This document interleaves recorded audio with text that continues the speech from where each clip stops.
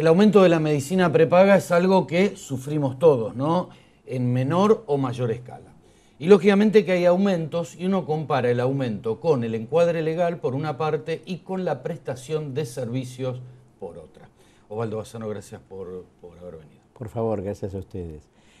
Osvaldo, bueno, ¿cómo estamos hoy? Bueno, sigue incrementándose las cuotas, diríamos, de la medicina prepaga. ¿Y cómo está con lo legal y con la prestación de servicios en este comparativo, ¿no? Bueno, la ley de medicina prepaga ha traído muchas modificaciones al sistema, inclusive en el sentido del control a las empresas que practican o que son empresas de medicina prepaga, así como una serie de tareas en las cuales tienen que informar los afiliados que tienen, las tareas en las enfermedades que atienden, inclusive todos los balances que deberían tener.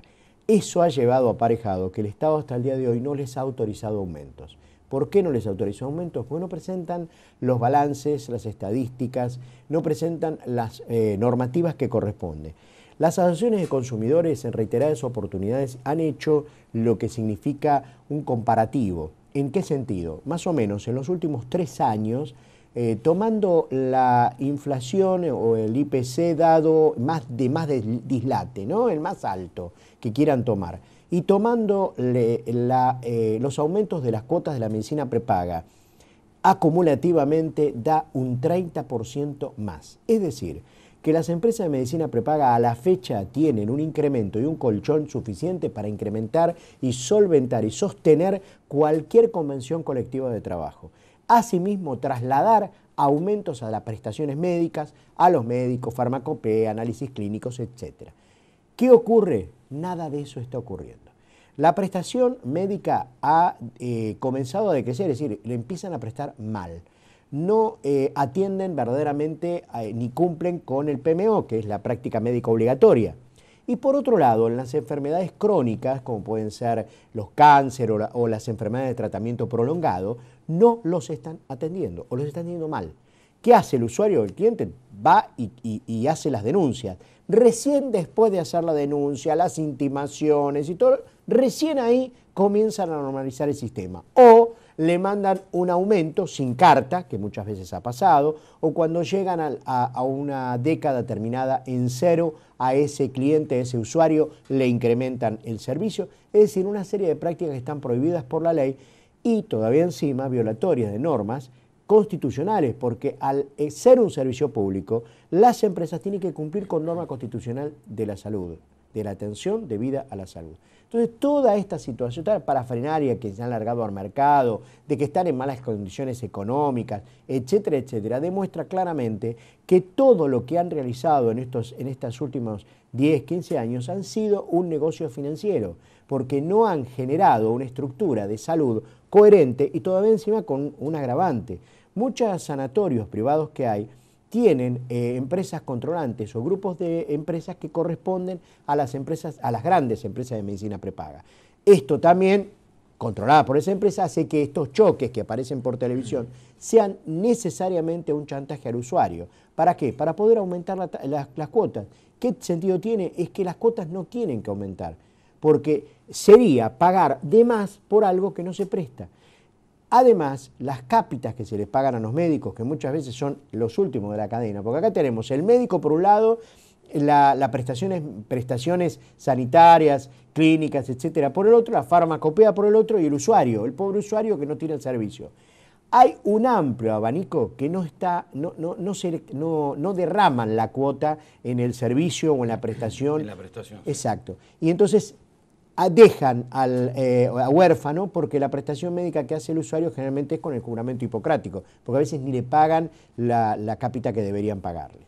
Ahora, Osvaldo, en este sentido, por una parte está un aumento no autorizado. Yo, como usuario, como tantos miles, ¿no? Digo, por una parte, no autorizado. Por otra parte, no pago o no reconozco ese aumento y no me brinda el servicio. ¿Dónde me paro como usuario? Bueno, primero, el servicio no lo pueden cortar porque está en la ley. Vamos a hablar clarito. Esta es una ley que establece claramente que estamos frente a un servicio público. No lo pueden dejar de prestar. Servicio público. No pueden dejar de prestar.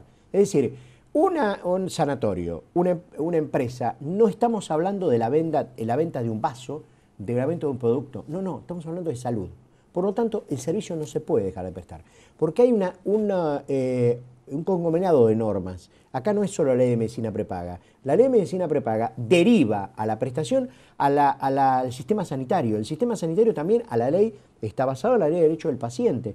Es decir, a ver si nos entendemos, no pueden dejar de prestar la atención médica. Si dejan de prestar la atención médica, son objetos de sanciones, hasta la caída de la autorización para practicar el servicio de medicina prepaga. Es clarito este tema. ¿Por qué es clarito? Porque si no, no se los protege al usuario. No estamos protegiendo a una persona. Mire, deje el cáncer para otro día. Nosotros no lo podemos atender por ahora. Venga dentro de 5 meses que lo vamos a atender. Ese es el ejemplo claro que dan las empresas de medicina prepaga. El cáncer no se lo atienden hoy, se lo van a atender dentro de 5 meses cuando más o menos tengamos plata dentro de las cajas. No, lo lamento. El cáncer se tiene que atender hoy, la emergencia médica se tiene que atender hoy, el sistema médico lo tiene que atender hoy. ¿Por qué? Porque es salud. No se puede no atender. Quien no realice la práctica, le cae todo el sistema legal que existe. Por eso cuando hacen la denuncia, el usuario va a la Superintendencia de Servicios de Salud o va a las asociaciones, se le envía una carta de documento. ¿Qué ocurre? Enseguida solucionan el problema. Lo que pasa es que este es el único servicio público que tiene un inconveniente, el tiempo. Acá no se puede diagramar el tiempo para poder hacer reclamos. Claro, exacto, hay un tiempo. Nos ha pasado que han muerto los pacientes porque no le han prestado el servicio y recién cuando van a prestar el servicio el paciente murió. Así que esto es gravísimo. Entonces esta gente tiene que entender una sola cosa. Si tienen un inconveniente financiero, dedíquense a otra cosa. Si tienen un problema con sus controladas, que son los hospitales sanitarios, que se dediquen a otra cosa, pero que presten el debido servicio a la salud. Y hay una cosa más. El sistema sanitario en la Argentina, por estas empresas, por culpa de estas empresas, ha sido degradado. Degradado en un sistema cero. ¿Por qué? Porque si usted tiene una enfermedad muy grave, seguramente va a llamar a una de las grandes eminencias de salud. Si es un chico, va a ir al Garrahan. Si no, va a llamar por teléfono a algún hospital. ¿Qué pasa? Las grandes enfermedades y grandes prácticas se realizan en el hospital público. Entonces, señores, esto es terminante. Si siguen en esta tesitura, yo creo que el Estado tiene que bajar con el mayor de los rigores. Lo estamos haciendo a las asociaciones porque estamos iniciando acciones administrativas y judiciales, porque no existe ningún resquicio para maniobra acá. No es que podamos hacer una inversión y negocios. No. La prestación se tiene que hacer. El tiempo no puede dejarse pasar. La salud y la vida está primero. Estamos hablando de la vida de las personas, no estamos hablando de un kilo de papa. Seguro, seguro. En esto, Osvaldo, ¿cómo funciona? Por ejemplo, hay leyes y derechos del paciente y decretos y resoluciones reglamentarias. ¿Funciona esto? Es así. La ley la ley de medicina prepaga se rige exclusivamente y tiene que dar cumplimiento al programa médico obligatorio. Si no da cumplimiento a eso, son pasibles de sanciones, pues es obligatorio el cumplimiento de ese programa. Todas las enfermedades habidas y por haber tienen que ser tratadas. No hay alternativa. Después, porque salen después los programas, le doy un contrato oro, medio oro, platino. No, momentito. Usted me está hablando de hotelería, esa es otra cuestión. Las prácticas médicas obligatorias las tiene que realizar sí o sí. El programa médico obligatorio es obligatorio que lo cumplan sí o sí. Ya antes lo tenían que cumplir, ahora aún más. Otra cosa, no pueden dejar de prestar el servicio por el no pago, solamente al tercer mes de no pago. Así que esto tiene que estar entendido. Después del tercer mes de no pago, ahí sí. Exacto. Primero. Corta. Segundo, porque muchas veces hacen denuncia que el primer mes, por el inconveniente que le mandan un aumento y uno lo protesta, entonces no le siguen dando servicio. No pueden hacerlo. Inclusive hay que aplicarles una multa y les deben una multa a favor del consumidor, porque así está establecido en la ley. Es decir, que apenas tiene el corte de servicio, hay que hacer la denuncia. Y mientras tiene la denuncia hecha en la superintendencia, se suspende cualquier situación financiera en contra del consumidor, contra del usuario.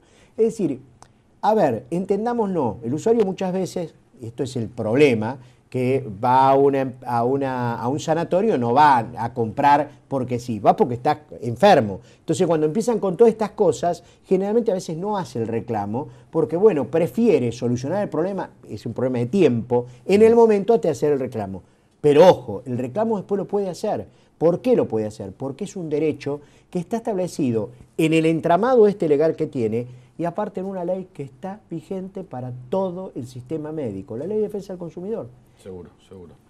Osvaldo, y en este sentido, sin dar nombres, ¿podemos generalizar o hay algunas empresas que actúan en este marco de la ley cumpliendo con este servicio? A ver, hay distintas situaciones, ¿no? A veces individualmente cumplen con todas y a veces individualmente no cumplen con ninguna. Nosotros pensamos que son los problemas financieros o bancarios de fin de mes, que a veces le cortan el servicio a un montón de gente y a veces no. Pero todas, en un poco más o en un poco menos, tienen violaciones legales muy flagrantes. Todas, no quiero quedarme con ninguna en ningún saco. Lamentablemente, lo que nosotros vemos es que todas tienen violaciones.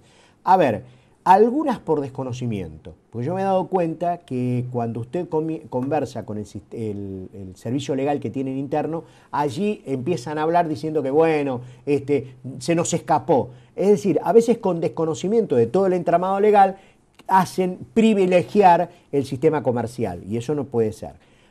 Otras veces picardía y otras veces, discúlpenme, parecen actos delictuales. Porque dejar que un paciente se muera por no atenderlo es muy grave. Por ejemplo, hay pacientes oncológicos con atención domiciliaria que es un albur, porque son atenciones domiciliarias porque son pacientes finales, terminales. Entonces tienen que tener atención médica domiciliaria. Estas situaciones hacen que muchas veces no los atiendan en el domicilio. El paciente se muere sin atención, sin los médicos, sin la enfermera. Es muy grave que pase esto. Estamos hablando de seres humanos. Bien, temas para tener presente y que clarifique un poco más lo que es esta situación. Para Esperemos que sirva. Muchísimas gracias por dejarme explicarlo. Gracias, Osvaldo Bassano. Por favor. Pausa.